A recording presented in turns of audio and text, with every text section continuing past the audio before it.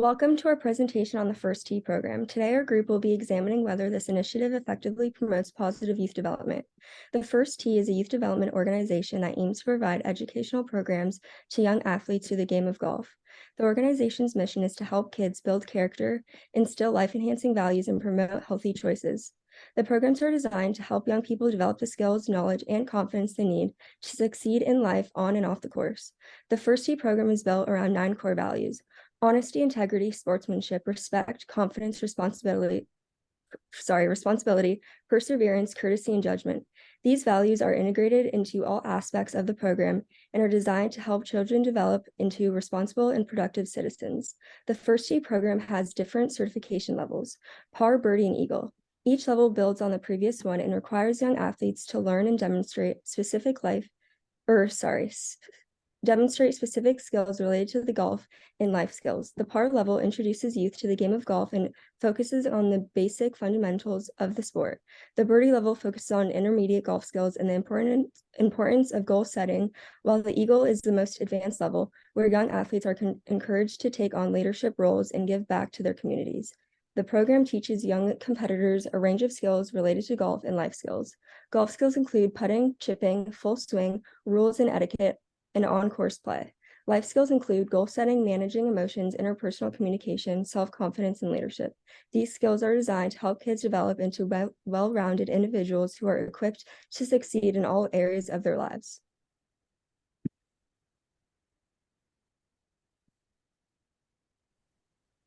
The First Tee wanted to answer the following 3 questions in their research to identify if their program was effective in accomplishing their mission. These questions were: what impact do the First Tee life skills education programs have on positive youth development?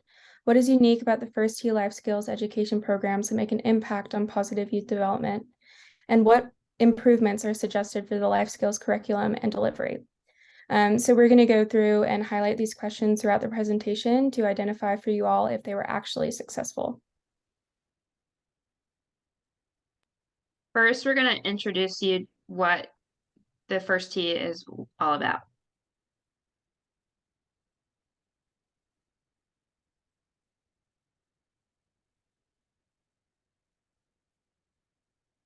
Golf's been a great teacher.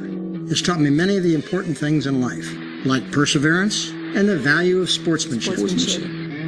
Golf taught me good judgment. Golf taught me good judgment. Taught me good judgment. To consider my decisions. And how to be confident. Courteous. And respectful. I support the First Tee because it doesn't just teach kids golf. It teaches them a set of values that will last a lifetime. RBS, proud to support the First Tee.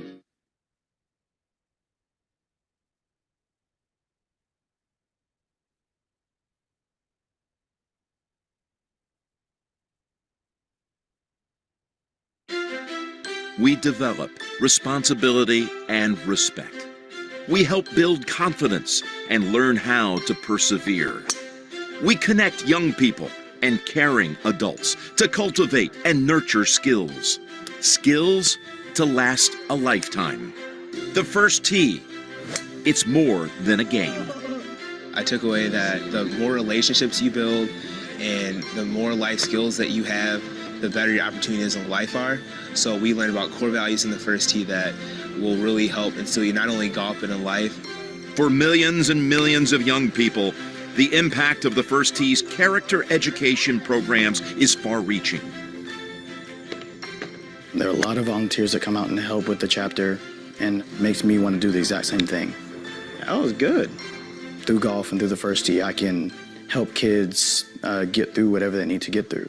Also feels good. It's great for the soul just to help people. The First Tee chapters deliver programs by trained coaches on golf courses in their community, reaching young people between the ages of 7 and 18. In many cases, the program opens doors for at-risk youth and to those who may not have otherwise had access to the game. It's a great opportunity for all kids, not just the privileged or the underprivileged, all kids to get introduced to the game, a game of a lifetime. It's just a fabulous organization. To have an entire organization be there to support you and to nurture you and to really provide you with hope for the future, that's something really special that the First Tee has given me and has helped me to mature into the person that I am today. Off the golf course, the First Tee programs are delivered in physical education classes at elementary schools and in after-school programs at youth centers. Our teachers see incredible progress for students in terms of self-discipline, learning to handle disappointment, to manage their temper when they don't hit a shot that particularly pleases them, and just in general, better behavior, improved social skills, and learning something new. Along with the 9 core values, the First Tee 9 healthy habits shine a light on the importance of physical, social, and emotional wellness. It changes the way kids think about themselves and think about their goals in life, and it can have a community positive effect too.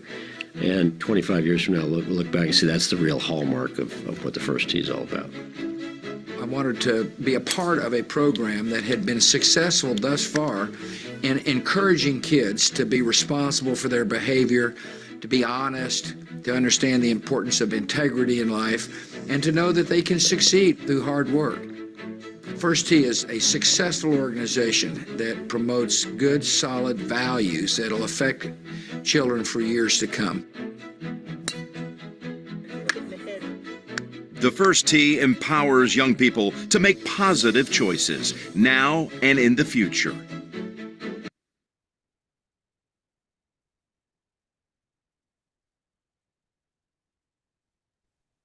So to answer this first question, the First Tee partnered with the University of Virginia to determine if the First Tee Life Skills experience was effective, utilizing the Life Skills Transfer Survey, which measured skills such as interpersonal skills, self-management skills, learning how to set goals, learning how to deal with challenges, resolving conflicts, making healthy choices, appreciating diversity, getting help from others, helping others, and planning for the future.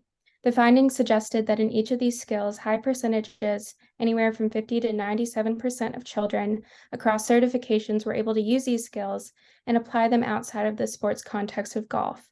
The Life Skills Transfer Survey was created by Weiss and colleagues who were able to come up with a way to methodically measure how positive youth development was transferred to other life domains.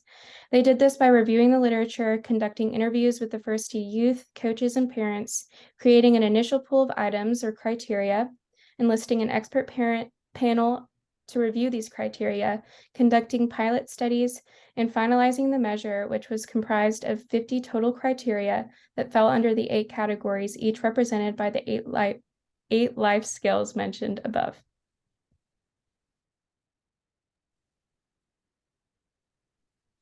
The article, Assessing Impact of Physical Activity-Based Youth Development Programs, Validation of the Life Skills Transfer Survey, LSTS, by Maureen Weiss, Nicole Bolter, and Lindsay Kibb, conducted studies to evaluate the Life Skills Transfer Survey and the Youth Experiences Survey. The researchers used Cronbach's Alpha to score the internal consistency reliability for each subsection in the LSTS and the YES. Both scored in the acceptable to good range, meaning the survey questions and their responses are closely related to each other. The high values also indicate the measures are multidimensional and not solely focused on one aspect. The surveys being multidimensional is additionally representative of the life skills transfer developed in the First Tee. The researchers also conducted a confirmatory factor analysis to assess the structural validity. The CFA's T-score being greater than 1.96 is evidence that the LSTS is statistically significant and effective in demonstrating life skill transfer from the First Tee. The scholars' next evaluation was that of the convergent validity between the LSTS and the YES. This is another measure of the correlation between the 2 surveys, which in theory should be related to each other. The convergent validity test found moderate correlation between the LSTS and the YES. This, yet again, shows that both surveys evaluated many of the same aspects of the First Tee's teachings and found similar results in the corresponding sections. The Life Skills Transfer Survey was also found to increase the likelihood of PYD. This was demonstrated in an article written by Lindsay E. Kipp titled Psychological Aspects of Exercise and Physical Activity in Childhood, in which she claims that the LSTS can be used to evaluate the effectiveness of other PYD programs in the future and determine generalizability in other life domains. Kip also wanted to dive into the validity of this study that Savannah just discussed the data from. And Kip was able to confirm structural validity as well as validity across various youth sport programs, which was demonstrated by a good fit of the data to an 8-factor model, which included those 8 life skills that I mentioned before, which ultimately showed that life skills transfer is a multidimensional construct as measured by this survey, which would facilitate positive youth development. Validity over time was also proven because children were measured twice, each 1 year apart. Overall, KIPP emphasizes that this study is crucial as it demonstrates quantitatively how LSTS in sport can transfer competencies to other domains, which is a major goal of PYD programs, which we will go more in depth for on the next slide. Positive youth development in the first T. Most of this is found by on More Than a Game by Weiss and his colleagues. The positive youth development definition, it occurs when youth are engaged in a desired activity in appropriate context, surrounded by caring mentors, community, and learning important life skills. So what is unique about this first T life skills education program that makes a positive impact on youth development? It enhances participants' life skills and character development through golf. And the study found that the program had a positive impact on youth development in several areas, including self-esteem, goal setting, and decision-making. And since the first T is an out-of-school program, it can go hand in hand with PE. This way, youth have an additional opportunity to get exercise and build relationships with peers, as well as cultivate teamwork skills. One philosophy that coaches use in the first T are activity-based, mastery-driven, empower youth, and continuous learning. There are 2 intentional lessons that are based strictly on life skill development. One of these is respect for others. Now, the participants were asked, how has the first T taught you to show respect for the others on the golf course? And 95 of these participants proved 4 themes and main concepts taught in the curriculum. Respect others, respect yourself, respect your surroundings, and respect the game of golf. Higher order themes also indicate that youth define respect in social conventional terms, such as being nice to others, treating others as you want to be treated, and being a gracious winner and loser. 94 of these 95 youth participants demonstrated knowledge of this concept, proving that respect for others was learned. Now, positive youth development, the first T program aligns with principles of positive youth development by emphasizing the development of character, leadership, and life skills through golf-related activities, and also providing social interaction and opportunities for physical activity. The first T program uses a unique coaching style that emphasizes positive reinforcement, goal setting, and personal responsibility, which can help youth develop a growth mindset and build self-confidence. Among some of the other related topics to the first T, one paper called The Effectiveness of School-Based Fitness Programs on Youth Physical and Psychosocial Health Outcomes by Weiss and colleagues analyzed the Champions program, which is an in-school PE program that had the goals of increasing positive youth development, such as improving cognitive skills, behavior, and physical fitness. This study took much inspiration from other PYD programs, such as the First Tee and Girls on the Run, had a similar age group of around 11 to 14 years of age, and is held over a full school year. A control group from another school was used to compare to this program, and at the end, the results showed that Champions kids did indeed have improved physical fitness, but did not show improved behavior or academic performance, which was another one of their goals. And they even acknowledge in the article that some changes can be made to increase this further. Comparing this to the First Tee, the first and foremost thing I would point out is that the First Tee has the option of in-school PE and out-of-school programs. Out-of-school programs allow kids to get even more physical activity during the day in addition to their PE, while in-school PE has the advantage of being able to interact with those teachers and coaches more closely.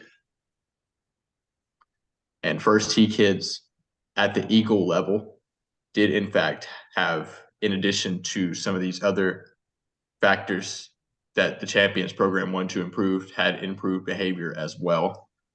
So we can conclude that the extra option of out-of-school programs and closer relatedness to adults did indeed achieve this goal. Overall, the program seemed to be largely effective, the Champions program and have some good insights, although significant work can be done to benefit positive youth development more effectively. Thank you.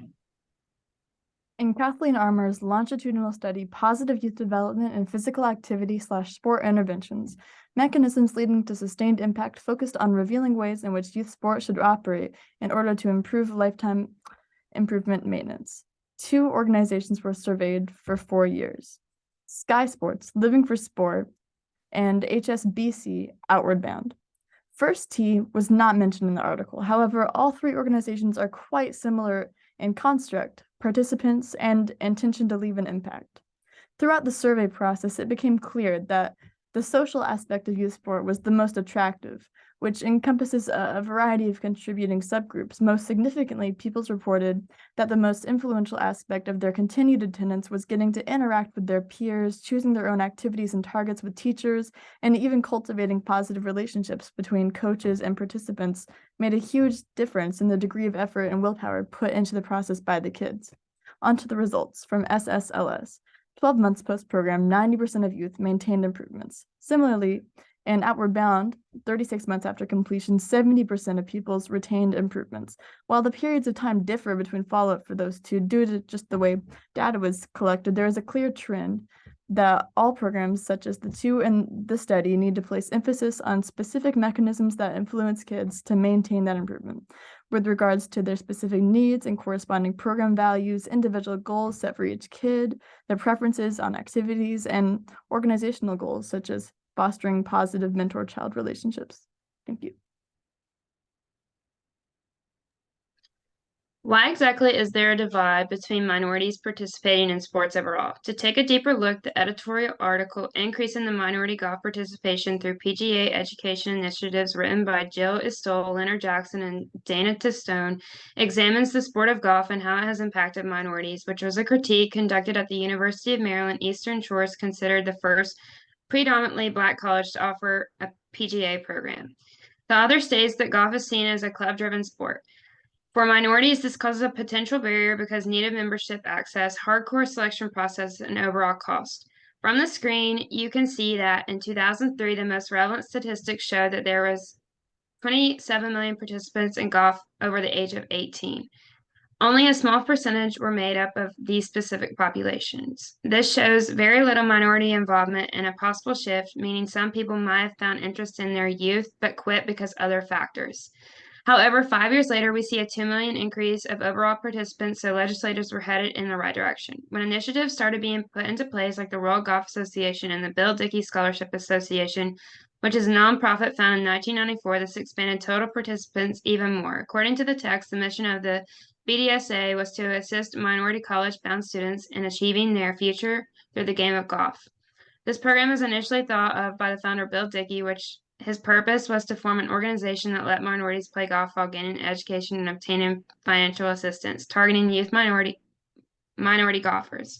Additionally, the World Golf Association can be accredited to establishing the first tee in 1997 when this program began rolling and have been established in 50 states around the country and increased participation of minority groups by over 3 million children.